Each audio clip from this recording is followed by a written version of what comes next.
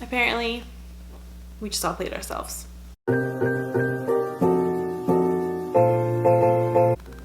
Hey everyone, welcome back to my channel. Today I wanted to talk about the Folk of the Air series. Now, if you've seen one of my previous videos where I talk about the books that I read this year, it's kind of like a January, February, and March wrap-up. It just includes all 3 of those months and all the books that I read. You'll see that I read all 3 of the Folk of the Air books in 3 days. I don't know if that's a world record of someone reading those 3 books that fast, because if it is, I am the absolute winner.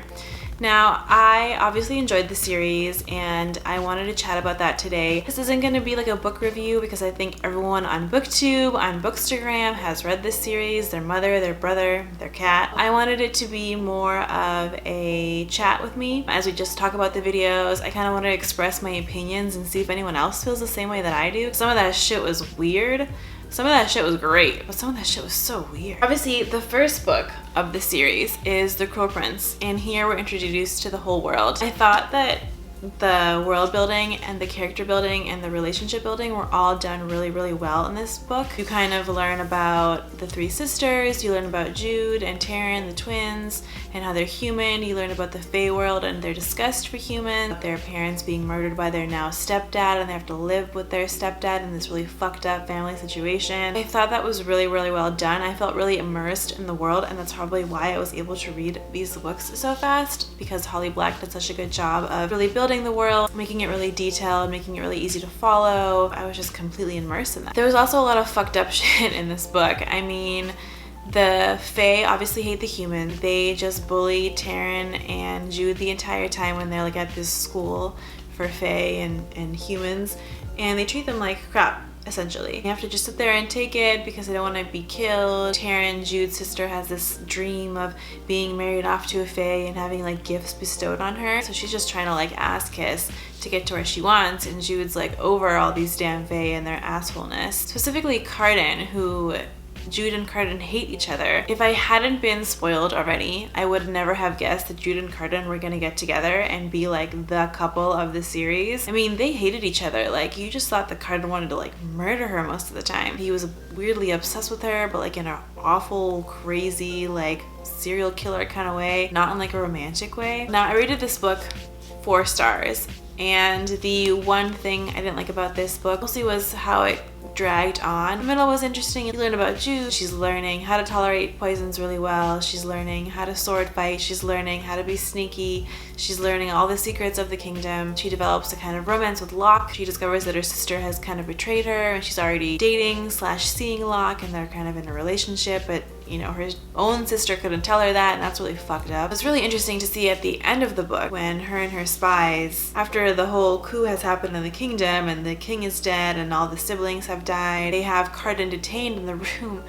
and Jude's asking him like, why do you hate me so much? Because that's the question you want to ask when everyone is dying. Why do you hate me so much? And he tells her that basically the biggest reason that he hates her is because he wants her, which is just like so angsty and awesome and true. Like, that's what happens in high school without the knives, so it's fair. I never saw it coming though. If I hadn't been spoiled, I would have no idea that that's what would have happened between Jude and Cardon. I would have been like, what the fuck? But I knew it was gonna happen, so I was just satisfied that finally the moment had come, which was towards the end of the book, which is why I felt like the book dragged on for so long, probably because I had already been spoiled, but I thought it was still pretty good. Obviously, Jude's a total badass in that book and gets fucking Cardon crowned, which is amazing. He hates her for it, but he's under her service, so there's nothing that he can do. I'm glad I read through all of it. I feel like I would have gotten a little bored at some parts in the middle. After that, I was like totally like bomb.com to go to the Wicked King. I mean, I was so intrigued by what was going to happen between Jude and Cardon here, and also like Cardon is king. He's the youngest child. He's super responsible, super reckless. All he cares about is like torturing and hurting people. Just figured like, how is he going to rule a fucking kingdom? Like, he never had interest in that. He's like that young child that everyone ignores, and they kind of get into all this crazy shit. That was Cardon. He's, you know,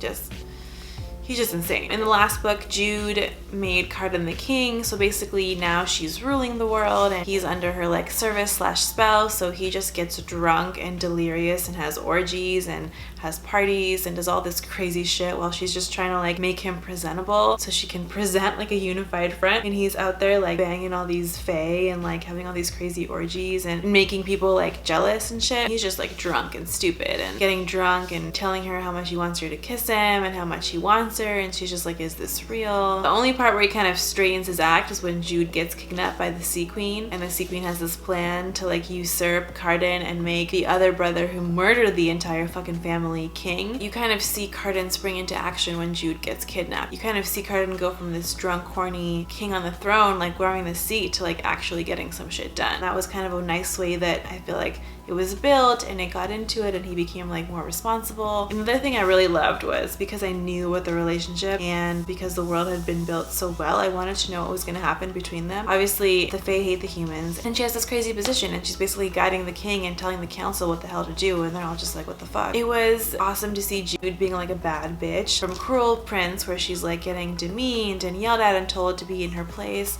to Wicked King where she's like basically running the whole damn show. That was really cool. It was also really interesting to see Cardon, who hates her, who tells her she's so disgusting in The Cruel Prince, to like really want her and pine after her, and all those moments of looking at each other and tension, the sexual tension, that was also really well done. There was some really fucking spicy ass scenes in this book. I didn't know young adult could be that spicy, and I don't think I was ready for that.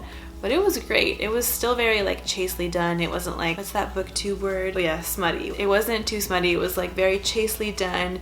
You knew what they were pretty much doing, but there wasn't like a lot of detail involved like some other books. That was like spicy. It made the contrast of everything, of all the political shit that was going on and then like the sexual tension, made it like that much more interesting and that much more fun to read. So I got through this hella fast, especially at the ending when he fucking marries Jude in secret, which you're like, oh, like that's so romantic, question mark, that he's doing it in secret. And then at the end of the book, to win the Sea Queen's favor, and that shit is still going on in the background, he basically exiles Jude and tells her that she can only return once the crown has forgiven her. I was sitting there like, what the fuck? I wasn't even sure that I wanted to read Queen of Nothing, because where is Queen of Nothing even gonna go when Jude isn't there fucking shit up? It opens with like Jude being back in the human world with Vivi and trying to get her shit together, and then she has to go back to the Fae world because Taryn fucked up and killed Locke. We all knew that Locke was an ass and Taryn fucking fell for it,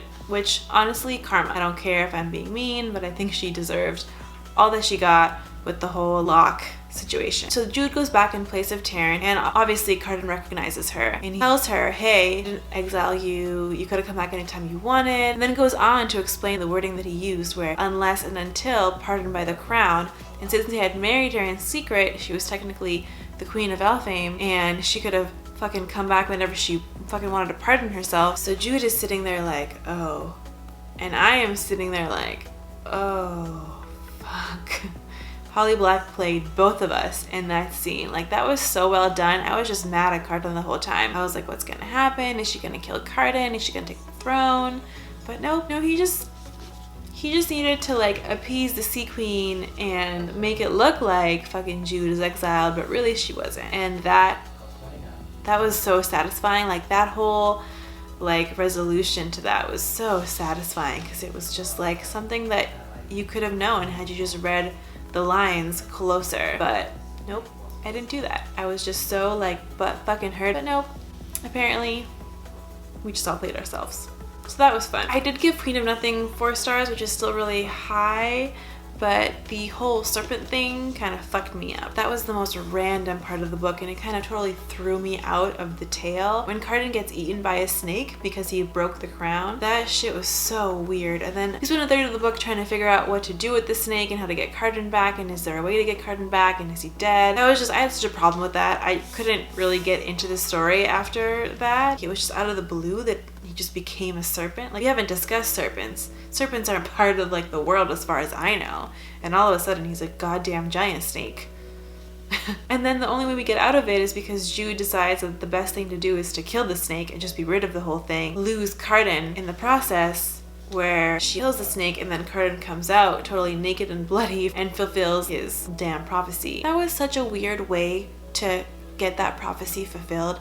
That prophecy could have been solved in so many other ways, but she just had to do it in that weird ass serpent way, and I just couldn't get over that. I was like, I don't know why all these people here on BookTube have been waiting for this book, have been buying special editions of this book and special edition boxes and all this crazy shit to see Cardon become a snake. And I do like this book in terms of the fact that you see Cardon and Jude mature, you see Jude become more intimate with Cardon, kind of go on her own journey. You see Cardon kind of grow up, grow into his role. He really becomes a mature king, a wise king, and the intimacy between them grows a lot as well. Jude and Cardon's relationship goes from like hot sexual tension in The Wicked King to like sweet and intimate in Queen of Nothing. And I really did enjoy that maturing that was going on, both with them in like their political life, but also between each other and how they treated each other. That was really good. That was a nice way to kind of get the characters to evolve and to evolve the story as a whole. I just couldn't get over the snake, and the book lost a star for that because I felt like it was such a big part of the story and it was such a random part of the story, and it just completely threw me out of being immersed in the book. Overall, it was an amazing series. I loved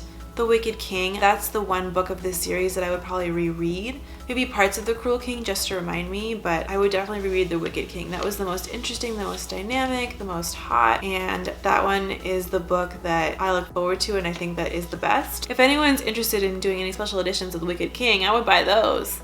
I mean, this book. I do see why this series is so hyped on BookTube and Bookstagram. The hype is real. It's actually really good compared to some of the other stuff that's on there. I definitely want to hear your thoughts on it though. I want to hear if you thought that some of the same shit I thought was weird, you thought was weird, if you agreed, if you disagreed, if you liked the series, if you loved the series, or if you just plain old hated it.